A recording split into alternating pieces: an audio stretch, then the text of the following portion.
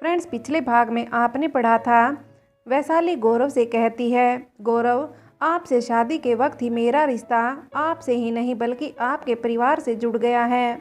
मैं देविका की दोस्त या बड़ी बहन की तरह बनना चाहती हूँ ताकि वो बिना झिझक अपनी हर बात मुझसे कह पाए। वैसे ही मैं माँ पापा की बेटी बनकर उनका ख्याल रखना चाहती हूँ। मैं इस घर की बहू नहीं, इस घर का हिस्सा बनना चाहती हूँ। मुझे यकीन है मैं अपने प्यार से सबके दिलों में जगह बना लूँगी। कभी किसी को शिकायत का कोई मौका नहीं दूंगी। सबके बारे में तो तुमने बता दिया, पर मेरे बारे में और मेरी शिकायतों का क्या? गौरव ने शरारती मुस्कान के साथ वैशाली की आंखों में देखते हुए कहा। तो वैशाली ने शर्मा कर नजरों को झुका गौरव के सीने में चेहरे को छुपा लिया। गौरव ने भी वैशाली को अपनी बाहों में ले लिया। अब आगे। इस समय वैशाली और गौरव पूरे समर्पण और प्यार से जी लेना चाहते थे। इस प्रथम मिलन के मधुर एहसास को, वो पहला स्पर्श जिसका एहसास हर क्षण उन दोनों के मन में रहने वाला था, और सजा लेना चाहते थे कुछ खूबसूरत ख्वाब आने वाले कल के लिए। विवाह के पश्चात ससुराल ही लड़की का घर होता है, जहां उसे अपने सरल व्यवहार और कार्यकुशलता से सबके दिलों में अपनी जगह बनानी होती है। चाहे कैसी भी परिस्थिति हो, उसे हर हाल में ससुराल वालों का ख्याल रखना और उनका साथ निभाना होता है। वैशाली ने अपनी माँ के इस ज्ञान को सुना ही नहीं था, बल्कि पूरी तरह से अपने मन में समाहित कर लिया था। परंतु एक बात उसे कभी समझ नहीं आई कि कोई भी उस परिवार को छोड़कर, जहाँ वो जन्मा पला बड़ा हुआ, उससे अलग हो, एक अनजान परिवार और अजनबी लोगों को कैसे अपना मान सकता है। वैशाली मायके जाने के लिए तैयार हो रही थी, तो दूसरी ओर उसे गौरव की और उसकी प्रथम मिलन की रात याद आ रही थी। गौरव का स्पर्श याद आते ही उसका रोम रोम प्रफुल्लित हो उठता था, आंखों में शर्म और चेहरा सुर्ख गुलाब सा हो जाता। इस समय वो लोग जो कभी वैशाली को उसके सांवले रंग की याद दिलाते थे, वो उसे देखते तो उन्हें भी समझ आ जाता कि सुंदरता रंग की मोहताज नहीं होती, बल्कि जब हम दिल और आत्मा से प्रसन्न होते हैं तो चेहरे पर आई चमक हमें सुंदर बनाने के लिए पर्याप्त होती है। उसके लिए रंग से कोई वास्ता नहीं होता। तभी उसे देविका की आवाज़ आती है, भाभी जरा भैया के ख्यालों से बाहर आकर थोड़ा ध्यान अपनी इस ननंद पर दीजिए, जो कब से आपकी प्रतीक्षा में खड़ी है, और आप हैं कि आपको कुछ खबर ही नहीं। देविका की बातों से वैशाली शर्मा जाती है, फिर खुद को संभालते हुए देविका से कहती है, इस बार अपनी भाभी को माफ़ कर दीजिए। अगली बार से आपकी शान में ऐसी गुस्ताखी कभी नहीं होगी। अरे अरे भाभी, मैं तो मजाक कर रही थी। मैं यहाँ आपको बुलाने आई थी। माँ ने कहा है कि खीर की सारी तैयारी हो गई है। आप चलकर खीर बना लो ताकि आपकी रसोई की रस्म भी आज ही हो जाए। ठीक है, चलो। वैशाली और देविका दोनों रसोई में जाती हैं, जहाँ वैशाली खीर बनाती है और देविका उसकी मदद करती है। आखिर वो घड़ी आ ही गई जिसका वैशाली को कब से इंतजार था। वैशाली का बड़ा भाई सुनील उसे मायके ले जाने आ गया था।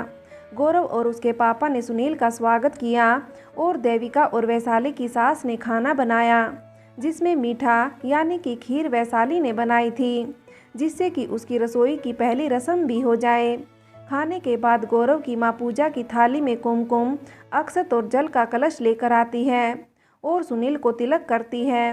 उसके बाद गौरव के पिता सुनील को पगड़ी बांधते हैं और शगुन के तौर पर श्रीफल और 1101 रुपया देते हैं, जिसे गौरव अपनी ओर से 501 रुपये उस श्रीफल पर रखकर लौटा देता है, क्योंकि ऐसा रिवाज होता है कि जब दुल्हन का भाई उसे लेने आता है तब उसके सत्कार के लिए उसे पगड़ी बांधकर शगुन दिया जाता है। परंतु यदि बड़ा भाई हो तो वो उस शगुन के श्रीफल पर अपनी ओर से कुछ शगुन के पैसे रखकर उस श्रीफल को लौटा देता है, क्योंकि शगुन कभी भी खाली नहीं लौटाया जाता। यदि भाई छोटा हो तो वो शगुन रख लेता है। इस रस्म के बाद सुदेश जी ने वैशाली की भी आरती की, उसे कुमकुम का टीका लगाया तथा उसकी साड़ी के आंचल में शगुन के तौर पर श्रीफल, बतासे और पैसे रखती है, जिसके पश्चात वैशाली पैर छूकर सबका आशीर्वाद लेती है। गाड़ी में बैठने के बाद वैशाली को जैसे अपने अंदर कुछ मोम सा पिघलते हुए लगा, जो आंखों के रास्ते बह जाना चाहता हो। उसे देविका की मस्ती और गौरव का प्यार याद आने लगा और वैशाली की अश्रु भरी आंखों में भी उसके होठों पर मुस्कान आ गई। और आज उसे अपने सबसे महत्वपूर्ण सवाल का जवाब भी मिल गया कि कैसे कोई किसी अनजान परिवार को अपना मान लेता है। स्नेह बंधन जो दो दिलों के बीच सेतु का काम करता है और जिसने वैशाली के दिल को अब इस परिवार से पूर्ण रूप से जोड़ दिया था। वैशाली का सफ़र शुरू हो गया अपने मायके और चित्तौड़गढ़ के लिए। चित्तौड़ यहाँ के कण कण में एक कहानी है। कहानी मीराबाई की अटूट विश्वास और भक्ति की, कहानी महाराणा प्रताप के देश प्रेम और वीरता की, कहानी रानी पद्मावती की सुंदरता, प्रेम और जौहर की। यहाँ के हर कण की गाथा है। चित्तौड़ के किले की हर पत्थर, हर दीवार इसके शौर्य का बखान करते हैं। इस विशाल किले में 7 प्रवेश द्वार हैं, जिनके नाम हमारे देवी देवताओं के नाम पर रखे गए हैं। वैशाली का मायका भी इसी चित्तौड़गढ़ की भूमि पर है। वैशाली के दादाजी हीरा राम जी चित्तौड़गढ़ के पास नया गांव से थे, जो चित्तौड़गढ़ से 30 किलोमीटर दूर पड़ता है, जहां उनकी 7 बीघा जमीन थी, जिस पर खेती कर अपने परिवार की जीविका चलाते थे। फिर हाईवे में ज़मीन आने पर अच्छा मुआवजा मिलने पर उन्होंने चित्तौड़ में गोल प्याव्यू मार्केट में अपनी कपड़ों की दुकान डाली। साथ ही वो अपने परिवार के साथ चित्तौड़ आ गए। फिर भी गांव से उनका लगाव कम नहीं हुआ। अपने गांव से जुड़े रह सकें इसलिए उन्होंने वैशाली का रिश्ता अपने पैतृक गांव में अपनी बिरादरी में कर दिया था। उस समय वैशाली की उम्र बहुत कम थी। वो कहाँ समझती थी शादी और सगाई का मतलब, और उसे पता भी होता फिर भी कोई फर्क नहीं पड़ता, क्योंकि आज भी कहीं जगह शादी जैसे अहम फैसले पर लड़कियों की सहमति भी जरूरी नहीं समझी जाती। जहां आज भी कई लड़कियां अपने दूल्हे को सीधा शादी के मंडप में ही देख पाती हैं। पर वैशाली के लिए ये राहत वाली बात थी कि उसे गौरव से बात करने का मौका मिला था। पर क्या फ़ोन पर बात कर आप सामने वाले के बारे में सब जान सकते हैं या फिर सही जान सकते हैं, क्योंकि उस समय वो व्यक्ति हमारे सामने अपना वही स्वरूप दिखाता है जो वो दिखाना चाहता है, या फिर यूँ कहो वो उस समय ये नकाब पहने रहता है जिसमें उसके सारे दोष छिप जाते हैं और हमें सामने वाले का उसके व्यक्तित्व का वही पहलू दिखता है जिससे हम उसे एक सभ्य, सुलझा हुआ और बेहतरीन व्यक्तित्व का इंसान समझने लगते हैं। वैशाली और गौरव की भी बहुत कम बात होती थी, पर जितनी भी हुई उससे वैशाली को गौरव शर्मीला और बहुत अच्छे स्वभाव का लगा। वैशाली को गौरव की सबसे अच्छी बात ये लगी कि वो अपने परिवार को सबसे अधिक प्राथमिकता देता था।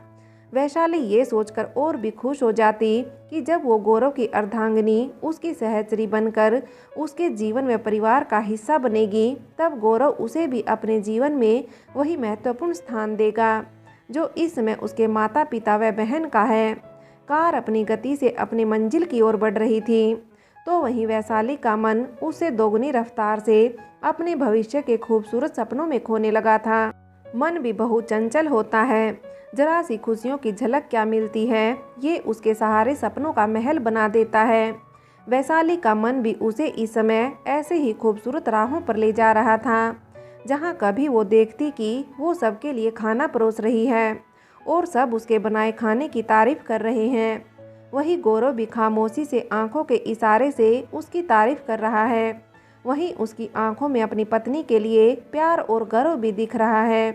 तो कभी वो सोचती कि वो गौरव के कपड़ों और उसके खाने का सबका इतना ध्यान रखेगी, इतना प्यार करेगी कि उसे वैशाली के कहीं जाने पर उसके बिना एक दिन भी रहना मुश्किल लगने लगेगा। तो कभी वो गौरव से रूठेगी और गौरव उसे मनाने के लिए तरह तरह के जतन करेगा। तो कभी वो गौरव को छेड़ेगी और उसके रूठने पर बड़े प्यार से उसे मना भी लेगी। वैशाली ने तो गौरव के साथ प्यार भरी नोक झोंक और टीवी पर दिखाई जाने वाली तकिए की मज़ेदार लड़ाई भी सोच ली थी, जिसकी याद आते ही उसके चेहरे पर फिर से मुस्कान छा गई। सपने और उम्मीदें वो तो कांच सी होती हैं, जब टूटती हैं तो उनके टुकड़े जीवन भर दिल में चुभते रहते हैं। कार जैसे ही वैशाली के घर यानी कि उसके बाबुल के आंगन में आ गई, वैसे ही कार की गति व वैशाली के सपने दोनों को विराम लग गया। वैशाली जैसे ही कार से बाहर आई, उसे अपनी विदाई का दिन याद आ गया। ये वही दहलीज थी जहां शादी के बाद वह उसकी विदाई से पहले उसकी माँ और बाकी सबने कुमकुम, अक्षत और बतासे से पूजन करवाया था। साथ ही उसके व उसकी बहन की हाथों की छाप आलता से सफ़ेद कपड़े पर लेकर रखी थी, क्योंकि दादी और सबका कहना था कि बेटियां घर की लक्ष्मी होती हैं और विवाह के बाद उनकी हाथों की छाप शगुन के तौर पर संभाल कर रखी जाती है, ताकि उनके जाने के बाद भी उनके मायके में लक्ष्मी का वास सदा रहे। वैशाली ने सबसे पहले अपनी दादी के पैर छूकर आशीर्वाद लिया, फिर बाकी सब लोगों का आशीर्वाद लिया। सबने बहुत प्यार से वैशाली व उसके ससुराल के हालचाल पूछे और वो सबके बातों के जवाब दे रही थी। आज वैशाली को अपने परिवार से कुछ दिनों की दूरी भी सदियों सी लग रही थी। सबसे मिलने की खुशी उसका तो जैसे शब्दों में वर्णन भी संभव नहीं। बस उसके लिए अपने परिवार के साथ ये पल अनमोल हैं। वापस जाने से पहले वो ये दिन और दिन का हर लम्हा अपने मन में बसा लेना चाहती थी। लड़कियां यूं तो विवाह से पहले कई बार बाहर जाती हैं, कभी घूमने, कभी पढ़ाई के लिए, तो कभी अपने किसी रिश्तेदार के वहां कुछ दिन रहने, परंतु उन्हें कभी भी अपने परिवार से दूरी का एहसास उतना नहीं होता जितना विवाह के पश्चात होता है। वैशाली का ये घर उसके दादाजी ने बनाया था। प्रवेश की फाटक थी, जिसके आगे सीमेंट की लाल रंग की टाइल्स लगी हुई थी। दाईं ओर गाड़ी रखने के लिए जगह थी। घर मुख्य द्वार लकड़ी का था, जिस पर सुंदर नक्काशी की गई थी। द्वार खोलते ही सामने आंगन पड़ता था, जिसके बीच में एक सुंदर तुलसी का पौधा लगाया हुआ था, जिसके सामने ही रसोई थी। रसोई के पास ही पूजा घर था। आंगन के दाईं और बाईं ओर कमरे बने हुए थे तथा कमरों के सामने ही बरामदा भी बना हुआ था। घर इस तरह से बनाया गया कि बरामदे से होकर आसानी से रसोई और कमरों में जा सकते हैं तथा सूर्य की पहली किरण के साथ ही धूप घर के आंगन में आ सकती थी। पहले के लोग घर को ऐसा ही बनाते थे जिससे हवा और धूप आसानी से आ सके। कुछ ऐसा ही घर वैशाली के दादाजी ने बनाया था। सारा परिवार आंगन में बैठकर बातें कर रहे थे। फरवरी के इस ठंड भरे मौसम में धूप में बैठकर परिवार से बातें करने से अलग ही आनंद मिलता है।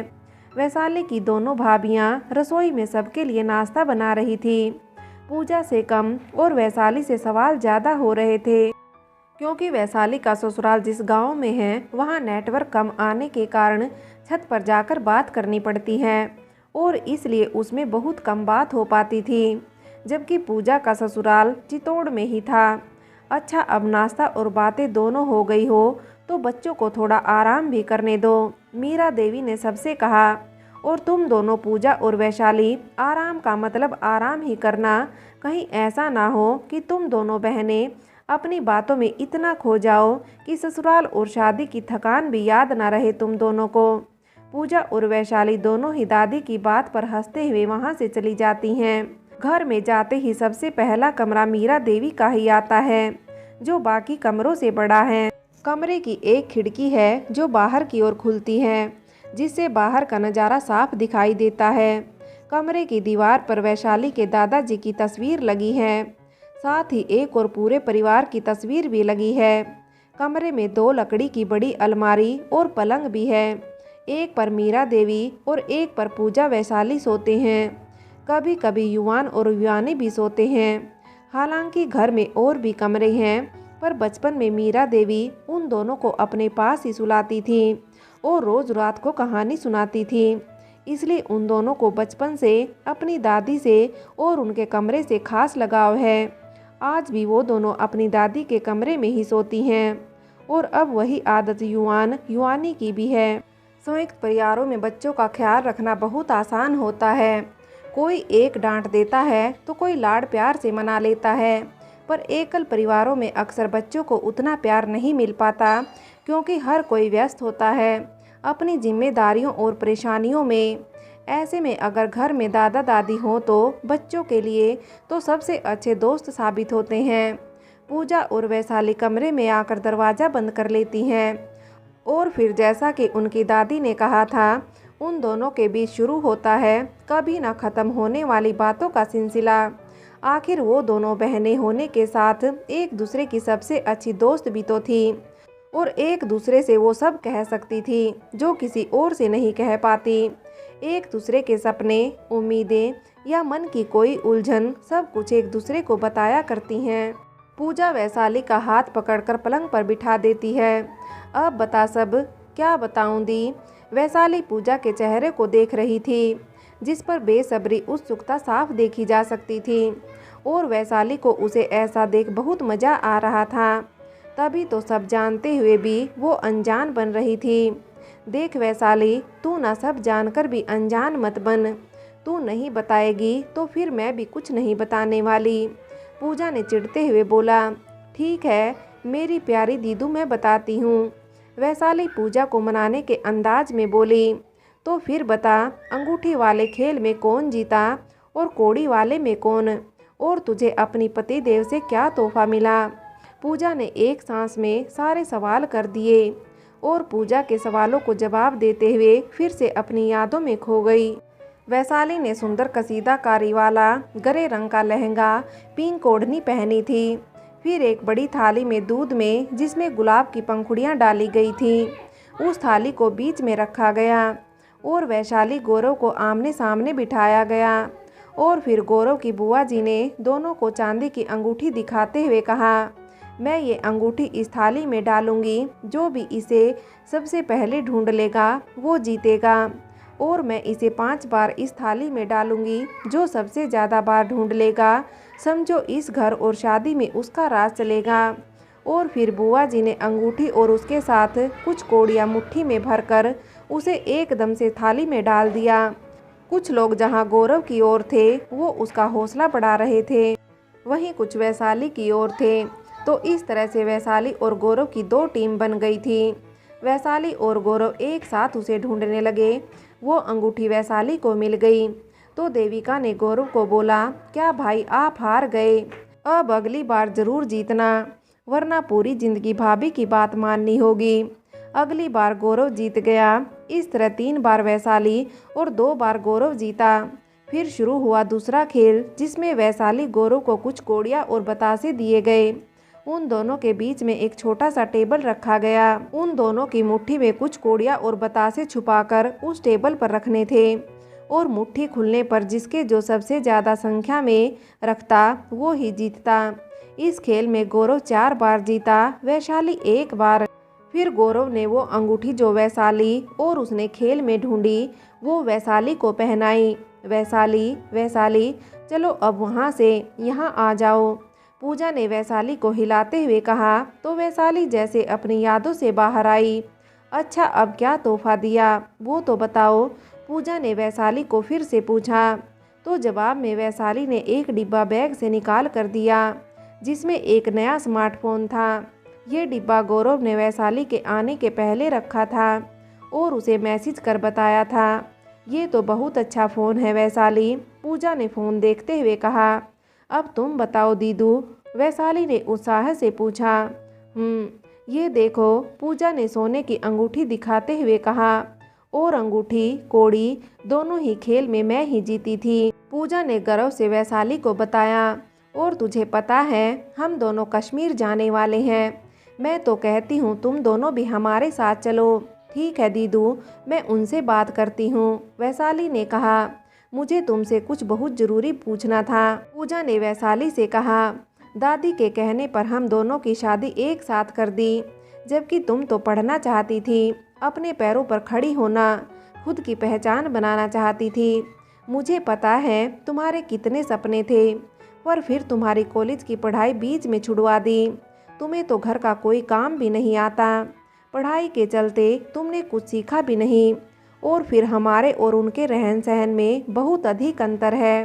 क्या तुम उनके साथ तालमेल बिठा पाओगी?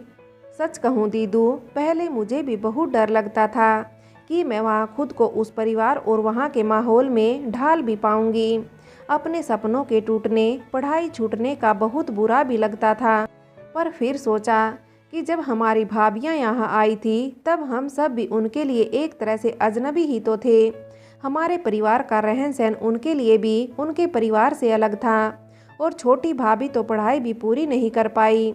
खाना बनाना और घर के बहुत से काम उन्होंने बड़ी माँ और माँ से सीखा है। दीदू, हर लड़की को विवाह के बाद थोड़े बहुत समझौते तो करने ही पड़ते हैं। कभी अपने सपनों को छोड़ना होता है, तो कभी अपनी पसंद नापसंद को भुलाकर दूसरों की खुशी के लिए सोचना होता है। मैं भी पूरी मेहनत और लगन से अपने इन नए रिश्तों को अपना बना लूँगी। वो हर कोशिश, हर समझौता करने के लिए तैयार हूँ, जो मेरे इन रिश्तों के बंधन को उम्र भर के लिए प्यार की मजबूत डोर से जोड़ता हो। फ्रेंड्स, आगे की कहानी के लिए कहानी का अगला भाग देखें।